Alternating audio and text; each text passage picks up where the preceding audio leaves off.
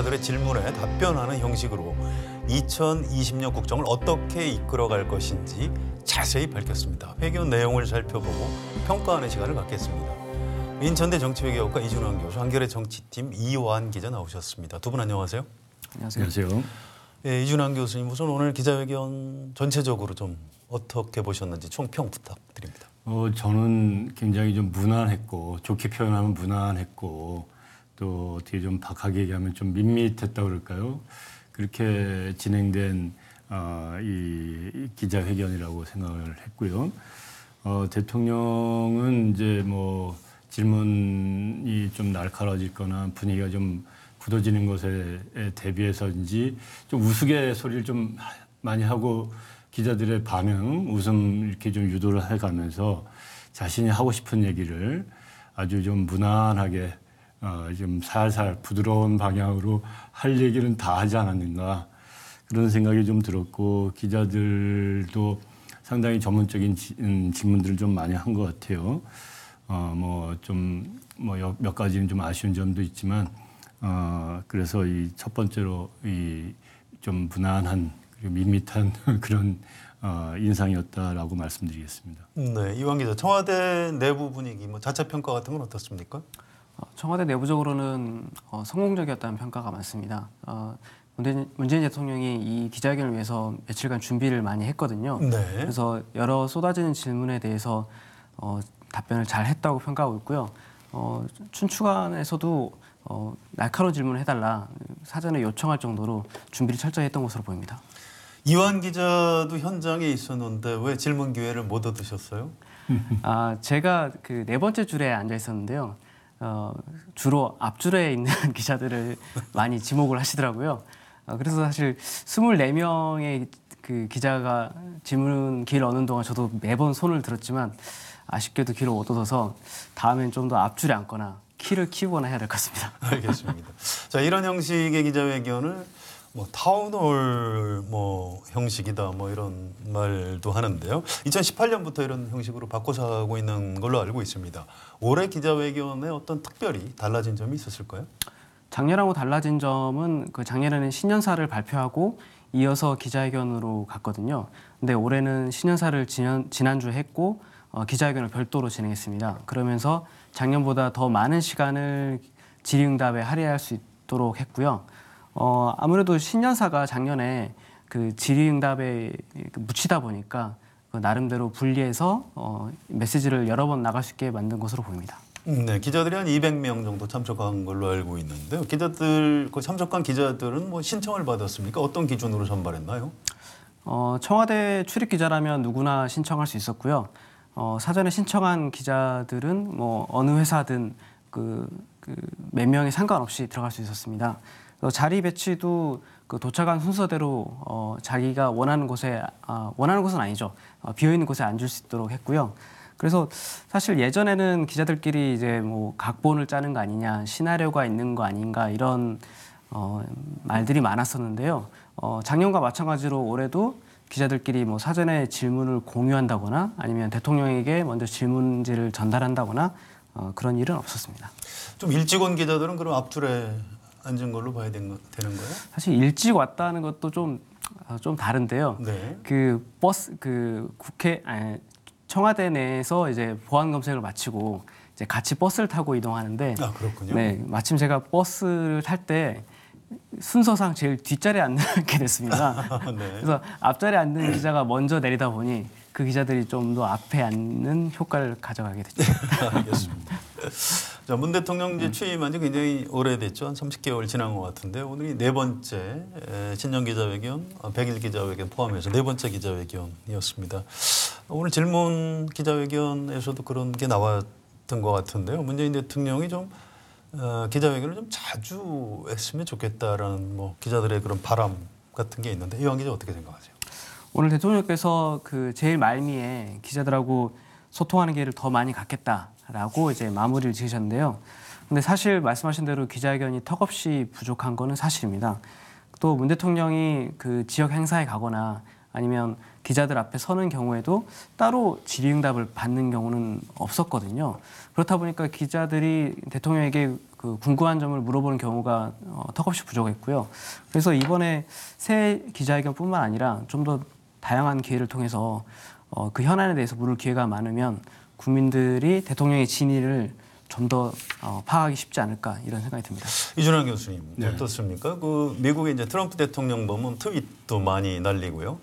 또 이렇게 이동 중에 기자들하고 이렇게 맞닥뜨리면 기자들이 현안에 대해서 질문을 하고 뭐 이렇게 스스럼 없이 몇 마디 또 답변을 해주고 이게 주요 뉴스가 되는 뭐 그런 장면을 우리가 보고 있는데 우리나라에서는 그런 게 왜 안 되는 건가요?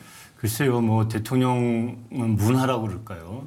미국 같은 경우에는 뭐 언론하고도 계속 만나는 그리고 뭐 수시로 만나고 또 특히 트럼프 대통령 같은 경우에는 뭐 리얼리티 쇼도 진행을 한 사람으로서 언론의 네. 속성도 굉장히 잘 알고 그래서 그런 걸 활용할 줄도 아는 그런 사람이고 또 생각날 때마다 그것을 거르거나 또는 자문을 구한 다음에 뭐 트위터에 올린 게 아니라 생각나면 수시로 뭐 즉흥적으로 이렇게 트위터에 올려서 어떤 때는 뭐 효과도 봤지만 어떤 데는 언론에 뭐 또는 정치인들이나 아니면 정적들의 반발이랄까 이런 것도 비판도 사고 이런 일들이 생기곤 했죠. 그래서 뭐 정책을 더 추진하는데 악영향도 미치곤 했는데 우리나라 같은 경우에는 뭐 대통령이 이렇게 기자들 언론을 이렇게 자주 만나는 분위기가 문화로 정착되지 않았고 문 대통령도 특히 그 법률가 출신으로서 이제 말 이런 것에 대해서 굉장히 조심하는 성향이 있다 보니 기자들을 많이 만나지 않는 것인데 저는 이제 기본적으로 뭐 어느 나라가 미국이 이렇게 많이 하니까 우리나라도 그래야 된다라는 것을 떠나서 네. 대통령이라면 언제 어디든지 뭐 국민이나 정치인이나 또 그들을 대표해서 기자들이 무슨 현안에 대해서 질문할 때 수시로 설명도 해주고 또 자기가 얼만큼 잘 알고 있다라고 또 뽐내는 그런 게 좀 많았으면 좋겠다라는 아쉬움이 큽니다. 네, 문재인 대통령이 좀 자기 자랑도 잘 하고 그랬으면 좋겠는데 사실 미국의 트럼프 대통령은 연예인 또는 뭐 방송인에 가까운 사람인 것 같고요. 문재인 대통령은 좀 너무 좀 샤이하다고 할까요? 뭐 그런 특징도 좀 있는 것 같습니다. 자, 내용으로 좀 들어가 보겠습니다. 오늘 초반에 쏟아진 질문 중에 역시 검찰개혁 윤석열 검찰총장에 대한 질문이 굉장히 많이 나왔는데요. 대통령 답변이 어떻게 나왔죠? 일단 대통령 답변을 한 줄을 읽어드리겠습니다. 수사권은 검찰에 있습니다. 그러나 인사권은 장관과 대통령에 있습니다. 검찰의 수사권이 존중돼야 하듯이 장관과 대통령의 인사권도 존중돼야 하는 것입니다. 이 부분을 분명히 하고 넘어갔습니다. 대통령이.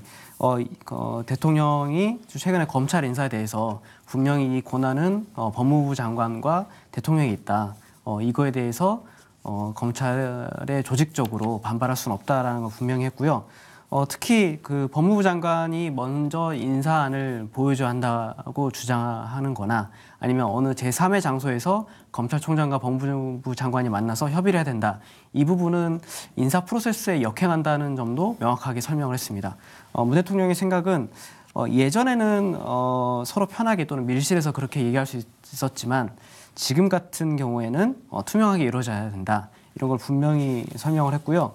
아울러서 윤석열 총장에 대해서도 이번 한 건으로는 평가하고 싶지 않다라는 말씀을 했습니다. 앞서 말씀드린 것처럼 그런 프로세스가 이전에 초법적인 권한이나 아니면 권력주의에 따라서 됐다면 앞으로는 수명이 되기 위해서 정립되지 않은 상황이니까 이번 한 번은 넘어가겠다. 이렇게 말씀을 했습니다. 네, 아무튼 현 정권에 대해서 검찰 수사가 진행 중인데요. 이번에 이제 검찰 인사에 대해서 찬반 논란이 있는 게 사실입니다. 뭐 야당에서 굉장히 강하게 비판하고 있고요. 자, 그런 와중에 이제 대통령이 지금 이완 기자가 소개한 대로 이제 어느 한쪽이 이제 확실히 가닥을 잡아서 답변을 한 셈인데요. 평가를 좀 해주시죠.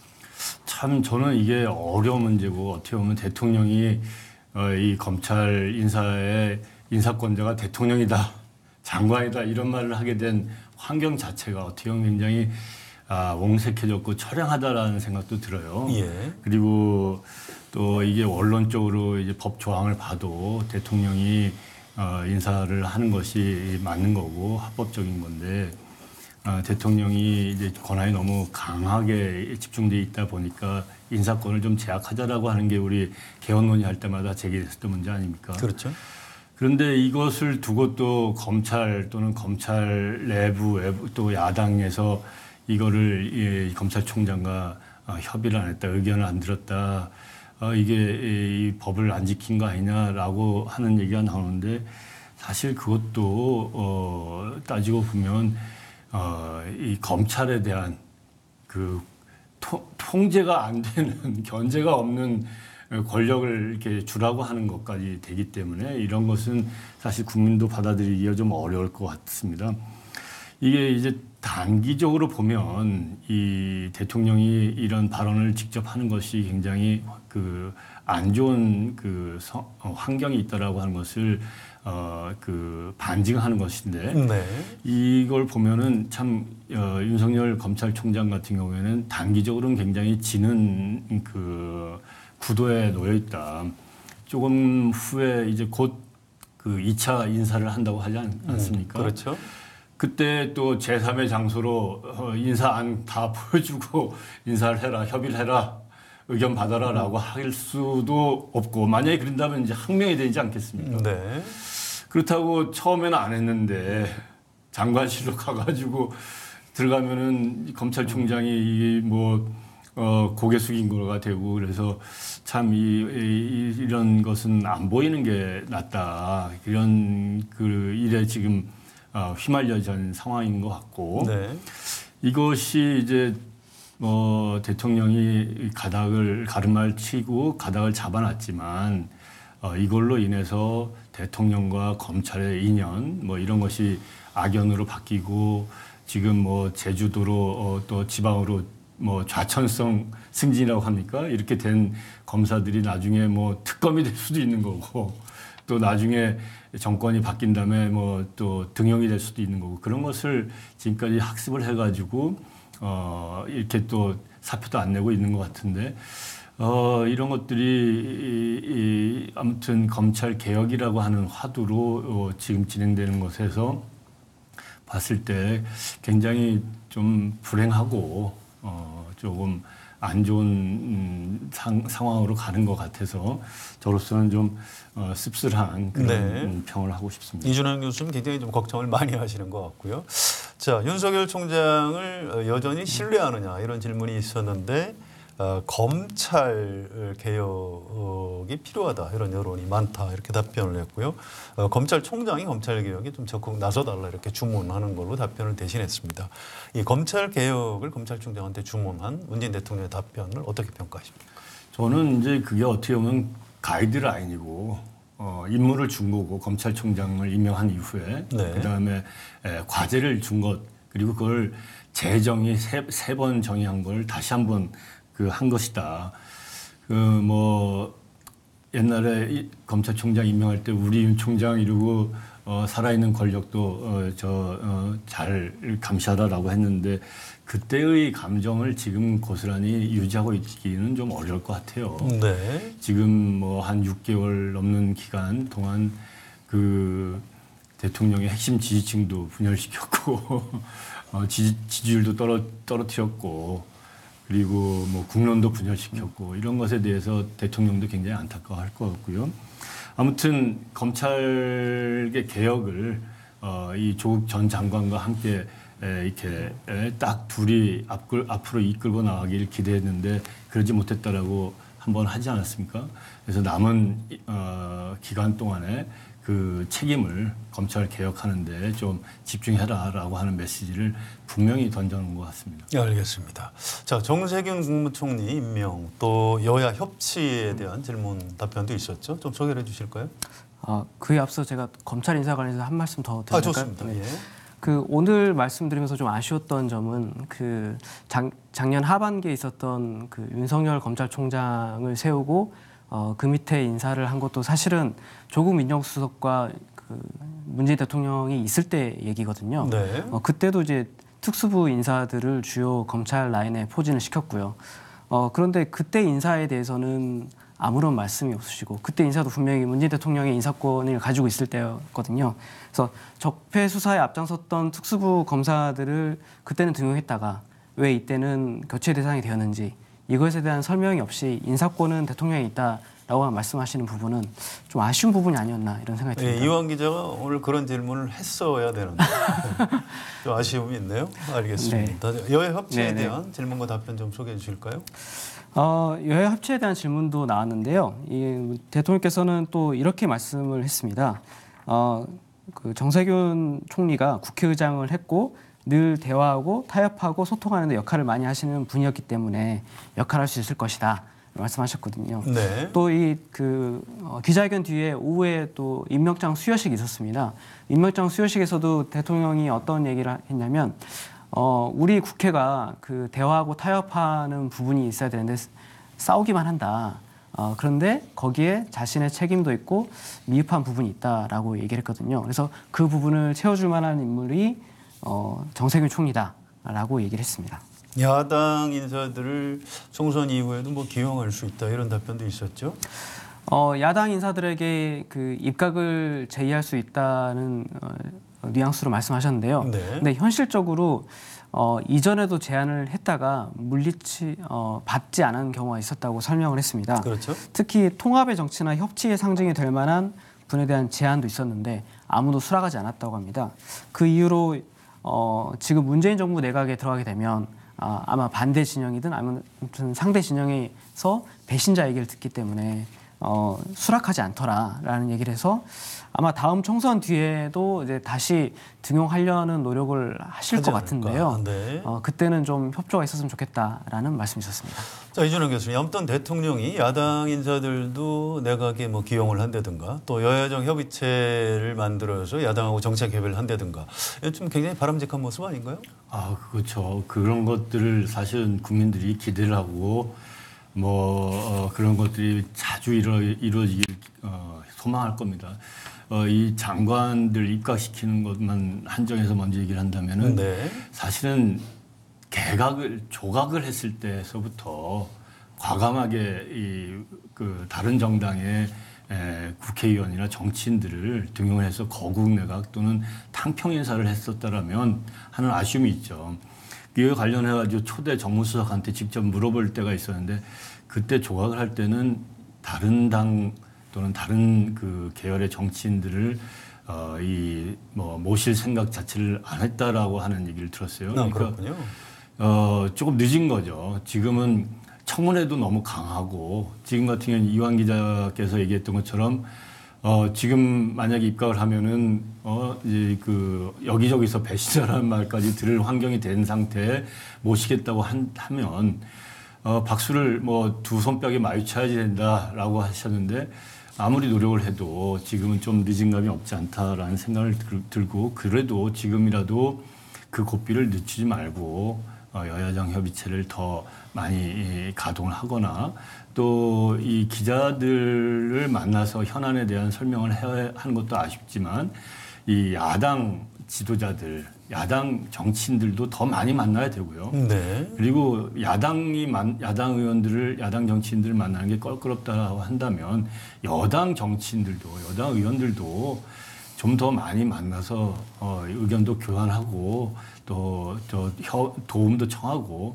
그를 통해서 여야 정치가 살아나갈 수 있는 그런 것에 기폭제를 하는 것이 대통령으로서의 역할이고 또 책임이 아닐까라는 생각도 합니다. 네, 보충 질문 하나 더 드릴게요. 지금 총선이 한 3개월 남아서 그런지 오늘 대통령 신년회견에 대한 야당 전희경 대변인의 논평을 보면 폭정을 계속하겠다는 선전포고다. 이건 좀 너무 심한 논평을 해서 깜짝 놀랐는데요.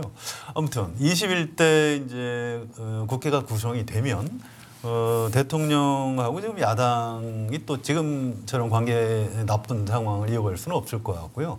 좀 관계 개선을 해야 되겠죠. 그렇죠. 21대로 미룰 게 아니라 지금도 그런 노력을 해야 되고 이미 해왔어야지 됐지 않았냐라는 거고 지금 같은 경우는 여야 간에 민주당과 또는 그 자유한국당, 대통령과 자유한국당의 관계가 굉장히 우려스러운 상황이고, 물론 뭐 미국에서도 트럼프 대통령과 그 낸시 펠로시 하원 의장과 그 민주당의 그 간극도 멀지만 이 내년 올해 4월달 선거 이후에 만약에 민주당이 일당이 안 될 경우에 네. 야당이 의석이 많이 갔을 경우에 굉장히 마찰이 커질 거고 그렇죠. 어려워지겠죠. 그렇죠. 그리고 어떻게 보면은 이 보복의 정치라고 할까요? 이런 말들을 말을 하면은 모든 사람이 이해할 수 있을 만한 그런 현상들이 이게 발생하지 않을까라고 하는 점에서 이 굉장히 조심스럽게 대통령도 접근을 해야 될 것이고 이 야당 자유한국당과 관계를 개선하는데 노력을 해야 될 거고 자유한국당도 마찬가지로 똑같은 노력을 기울여야지 국민들한테 희망을 줄 거라고 생각합니다. 물론이죠. 자, 이완 기자, 지난번 국민과의 대화 때 문재인 대통령이 이제 부동산 투기에 대한 발언이 좀 논란을 일으킨 적이 있습니다. 오늘도 역시 그 부동산과 관련한 그 질문 답변이 좀 관심을 끌었죠. 아마 국민들이 가장 관심을 갖는 부분이 부동산 문제일 텐데요. 오늘 추가 대책을 밝히기보다 강력한 대책을 끝없이 내놓겠다고 말씀했습니다. 좀 말씀을 읽어보면요. 정부는 지금의 대책이 뭔가 조금 실효를 다했다라고 판단되면 또 보다 강력한 대책 끝없이 내놓을 것입니다. 라고 했습니다. 의지를 보여준 셈이라고 볼 수 있는데요. 지난해 마지막에 나왔던 대책을 보면 9억 원 이상 고가주택에 대한 대책이 많았는데요. 그것에 대한 현상 인식도 하고 있다는 걸 보여줬습니다. 9억 이하 주택 가격이 오르는 풍선 효과나 아니면 부동산 매매 수요가 전세 수요로 옮겨가는 것도 지켜보고 있다라는 얘기를 했거든요. 그래서 오늘 부동산 안정화뿐만 아니라 부동산 고가 주택에 대해서는 원상 회복시키겠다라는 말까지 함으로써 정부가 할 수 있는 모든 방안을 쓰겠다라는 얘기를 했고요. 또 한 가지 주목된 점은 부동산 보유세 문제에도 질문이 나왔었는데요.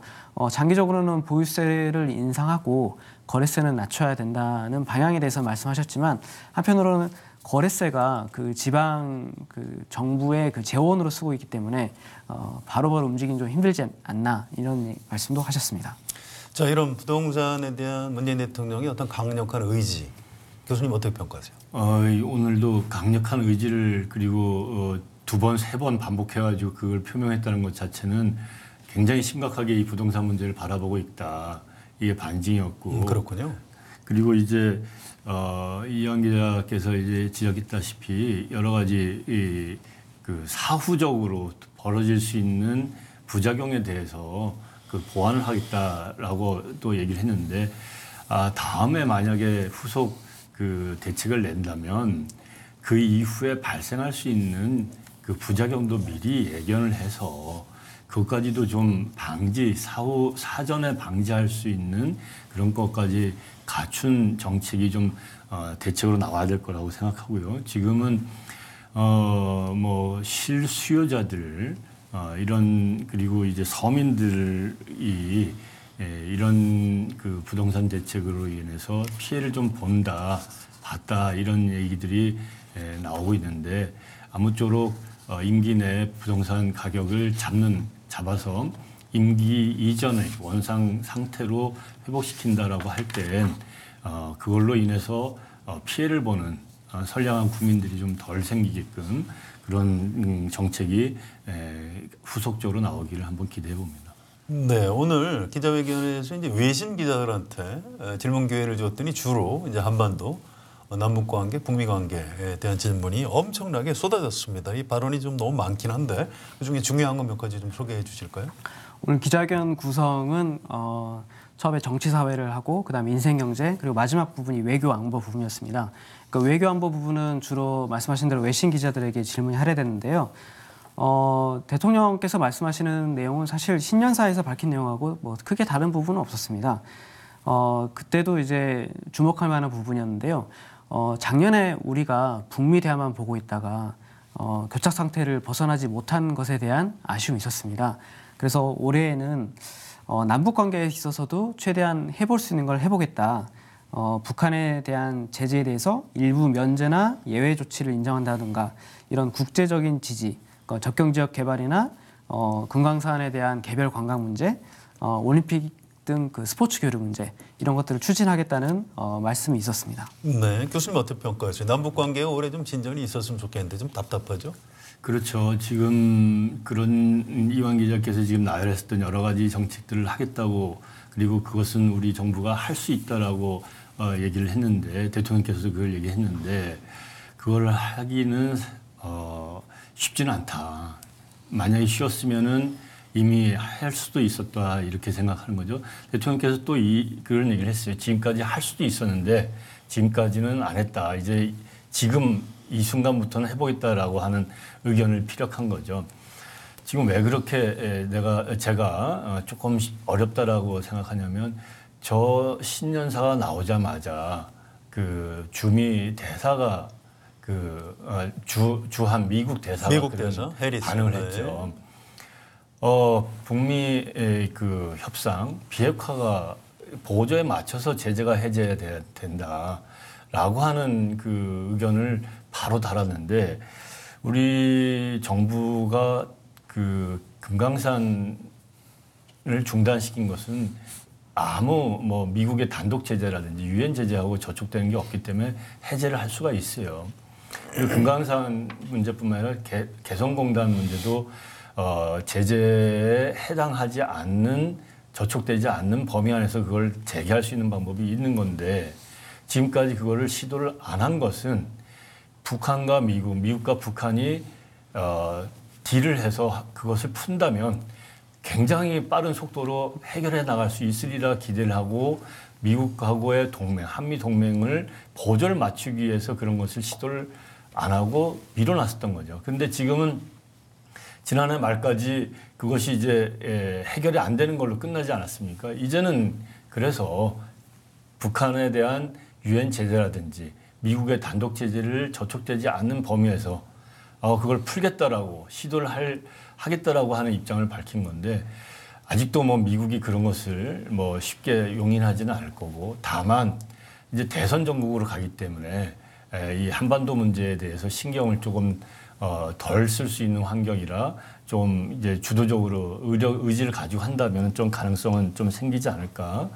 그리고 그렇게 해서 북한의 입장에서도 이런 것들에 대한 우리 정부의 노력이 의지가 확인이 되지 않았기 때문에 이 자꾸 이 좀 밀어내지 않았습니까? 그래서 만약에 이런 거에 성과를 낸다면 남북 관계 또 북미 관계에 있어서 돌파를 우리 정부가 좀 해낼 수 있지 않을까라는 조금의 기대를 해보고 있습니다. 우리 정부가 좀 더 전향적으로 적극적으로 나섰으면 좋겠다 이런 말씀 주신 걸로 이해하고요. 자 오늘 기자회견 중에 좀 가장 인상 깊었던 질문이나 답변 있으면 하나씩 좀 소개를 부탁드릴게요. 인상 깊었다기보다는 오늘 22명의 기자가 질문했는데요. 네. 그중에 현안이 아닌 질문은 딱 하나 있었습니다. 대통령이 이후에는 어떤 것을 생각하고 계시냐는 퇴임 이후를 퇴임 얘기하는 이후를 거죠. 물어봤는데요. 네. 문 대통령이 그 웃으면서 사실 대통령 이후를 잘 생각하고 있지 않다라고 하시면서 예. 어떤 말씀하셨냐면 대통령이 끝나고 나면 그냥 잊혀진 사람으로 돌아가고 싶고 현실 정치하고는 뭐 관련을 맺고 싶지 않다 이런 얘기를 하셨습니다. 네. 지금 있는 일에 최선을 다하고 돌아가겠다는 말씀이시거든요. 그래서 대한민국 대통령이 참 그 정치, 외교, 안보, 경제적으로 되게 고난의 역할을 하는데 뭐 다 아시다시피 퇴임 이후에도 사실 그 험난한 일들이 많이 있지 않았습니까? 근데 이분이야말로 잊혀진 사람이 되고 싶다는 바람이 잘 될 수 있을까? 됐으면 좋겠다라는 생각이 좀 들었습니다. 알겠습니다. 네. 자 교수님은 좀 인상적이었던 답변? 저도 그 발언을 들었을 때좀 그렇군요. 뭐좀 네. 뭐 굉장히 의미심장한 거거든요. 이완 기자가 얘기했지만 2000년대 이후에 대통령들이 퇴임 이후에 이 참 잊혀질 기회가 없었어요. 네. 그래서 굉장히 그 의미심장한 그래서 그 정말 그런 것이 지켜지기를 소망하는데 저는 이제 여러 가지 발언이 있었지만 아무래도 검찰과 관련된 발언이 제일 주목을 끌었다고 봅니다. 네. 이 검찰총장이 검찰 조직 문화 개선에 앞장서야 된다. 이 또 수사권이 절제되지 못하고 피의 사실 공표로 여론몰이를 하고 네. 초법적인 권력과 권한을 행사한다. 이런 것은 그간 뭐 지난 한 반년 정도의 거친 일들에 대해서도 얘기를 하는 것임 동시에 자기가 비서실장으로 있었을 시기에 겪었던 일들이 고스란히 지금까지도 연장되고 있고 그것에 대해서 지금 검찰에 대가 분명히 그 메시지를 던지는 거 아니냐. 그렇죠. 그러면서 살아있는 권력에 대해서나 과거의 권력에 대해서나 또는 검찰 자신 관련 사건을 엄정하게 수사해야 된다. 이거는 뭐 정말 그 구구절절이 정말 뭐가 담겨 있는 얘기죠. 국민들이 또 신경 쓰고 있는 거고 어떤 사건에 대해서 선택적으로 열심히 수사하고 어떤 사건은 제대로 수사를 안 한다면 국민들이 이 수사를 공정하게 하지 않다고 볼 거고 신뢰를 잃는다라고 하는 건데 이런 데 대해서 오늘 굉장히 평소에 또 수년간 가지고 있던 철학, 경험 이런 것들에 대해서 분명한 메시지를 이제 오늘 이제 담은 것이 아닌가라는 해석을 하고 있습니다. 알겠습니다. 자, 이완 기자, 기자로서 좀 아쉬움, 오늘 꼭 나왔어야 되는 질문인데 빠진 게 있다면 뭘까요? 솔직히 오늘 제가 들고 갔던 질문은 뭐 여러 가지 있었지만 노동 문제는 꼭 질문하고 싶었거든요. 우리나라가 이제 산재 사고가 너무 많기 때문에 위험의 외주화에 관해서 적극적인 대처를 할 필요를 여쭤보고 싶었고, 또 소득 분배율에 대해서도 그 불평등이 커지고 있는데 증세나 이런 문제에 대해서 좀 적극적인 필요가 있지 않냐는 질문을 하고 싶었는데 기회가 없었습니다. 네, 좀 아쉽네요. 네, 그리고 알겠습니다. 또 없었던 질문이 예. 사실 교육 문제도 사실 질문이 안 나왔습니다. 그러네요. 많은 국민들이 이번에 나온 정시 확대에 관해서 궁금했을 텐데요. 그런 부분이 빠진 게 좀 아쉬웠습니다. 그렇군요. 자, 이준원 교수님 마지막 질문인데요. 오늘 신년 기자회견한 문재인 대통령 그리고 청와대의 어떤 제언 같은 걸 좀 부탁을 드립니다. 임기 이제 딱 중반인데도 뭐 지지율이 40% 이상이다. 그러면은 뭐 수치로 봤을 때는 뭐 성공적이다라고 긍정적으로 해석할 수 있죠. 그런데 이제 아까도 잠깐 언급했지만 남은 임기를 잘 이끌고 국민들한테 희망도 주고 신뢰를 얻어야 된다. 그런 정치를 해 나가야 된다라는 생각이 들었어요. 그리고 아까도 임기 이후에 이 대통령의 역사가 굉장히 어떻게 보면 불행했다라고 할 수 있는데 지금 그런 것의 씨앗들을 조금 보이기도 하고 또 검찰과의 관계에서도 그런 것들이 씨앗이 좀 뿌려지지 않느냐라는 뭐 조금 그런 진단도 하게 되고 또 이번 4월달 총선 이후에 야당의 그 의석이 얼마나 되느냐에 따라서 더 험난한 길이 기다리고 있지 않을까 그런 생각도 되고 야당의 자유한국당 입장에서는 또 우리가 그런 것을 당했기 때문에 또 한번 또 해보고 싶다라는 생각도 가질 수 있고 그래서 아무튼 남은 임기 동안 국민들 앞으로 희망을 잃거나 실망을 끼치는 일이 임기 안에건 임기 후에도 벌어지지 않도록 그런 것들을 잘 해야 되겠다 했으면 좋겠다라는 생각이 오늘 많이 마음이 좀 무겁지만 많이 들었습니다. 알겠습니다. 자, 이준환 교수님, 이완 기자 오늘 수고하셨습니다. 문재인 대통령은 자신의 소명을 촛불 정신이라고 밝히고 촛불 정신은 공정하고 정의로운 나라다운 나라, 더 혁신적이고 더 포용적이고 공정한 경제를 만들어내는 것이라고 했습니다. 또 남북 간의 대결의 시대를 끝내고 평화의 시대를 만들자는 것이라고 했습니다. 이 짧은 몇 마디 안에 문재인 정부의 국정 철학이 모두 들어있습니다. 그런데 이런 목표를 달성하기 위해서는 대통령과 국회, 여당과 야당의 협력이 반드시 필요합니다. 문재인 대통령은 자신이 역대 어느 대통령보다 야당 대표와 야당 원내대표들을 많이 만났다고 했습니다. 여야정 국정협의체에서 여러 가지 합의를 이뤘는데도 야당이 합의를 지키지 않았다고 했습니다. 억울할 수도 있겠습니다. 그러나 문재인 대통령 스스로 송구스럽기 짝이 없다고 반성을 했듯이 국정의 최종 책임은 대통령 그리고 정부 여당의 몫입니다. 새해에는 문재인 대통령이 국회의원들을 좀 더 자주 만났으면 좋겠습니다. 특히 야당 대표, 야당 원내대표들을 좀 자주 만나서 대화하는 모습을 보여줬으면 좋겠습니다. 대통령과 국회는 경쟁기관이 아니라 국정의 협력기관이기 때문입니다. 여당과 야당은 적이 아니라 국정의 동반자이기 때문입니다. 한겨레 라이브 오늘 준비한 내용은 여기까지입니다. 저는 목요일 저녁 6시에 다시 오겠습니다. 여러분 고맙습니다.